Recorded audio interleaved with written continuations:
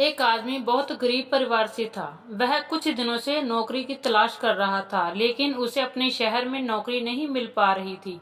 ऐसे में उसने दूसरे शहर में नौकरी तलाश करने का फैसला किया। उसने अगले ही दिन ट्रेन पकड़ी और दूसरे शहर की तरफ निकल गया। उसकी माँ ने टिफिन में रोटियां रख दी थी। वह आदमी इतना गरीब था कि उसके घर में सब्जी भी नहीं बनती थी, क्योंकि सब्जियों के लिए पैसे नहीं थे।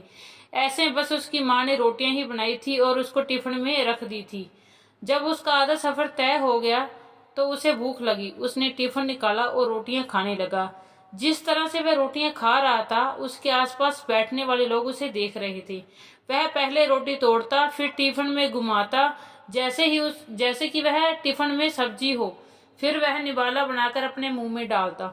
ऐसा लग रहा था कि मानो रोटी के साथ वह आदमी सब्जी खा रहा है। लोग इसे हैरानी से देख रहे थे। वह ऐसा क्यों कर रहा है, उन्हें समझ नहीं आ रहा था। एक आदमी ने उससे पूछ ही लिया कि भाई, तुम्हारे पास केवल रोटी ही है, तो तुम रोटी को घुमाकर मुंह में क्यों डालते हो? उस आदमी ने जवाब दिया कि हाँ, मेरे पास अकेली रोटी ही है, लेकिन इस खाली टिफिन में रोटी घुमाकर मैं ये सोचकर खा रहा हूँ कि मेरे साथ रोटी के साथ अचार है। दूसरे व्यक्ति ने पूछा, क्या इससे उसे आदमी को अचार का स्वाद आता है? उस आदमी ने कहा कि मैं रोटी अचार सोचकर खा रहा हूं तो मुझे स्वाद भी आ रहा है। जब उसके आसपास बैठने वाले लोगों ने यह बात सुनी तो एक आदमी बोला कि अगर सोचना ही है तो अचार ही क्यों सोचा, मटर पनीर या शाही पनीर सोच लेते। इस तरह तुम उन सब्जियों का भी मजा ले पाते। तो दोस्तों, इस कहानी से हमें यह सीख मिलती है कि बड़ा सोचो तभी सफलता मिलेगी।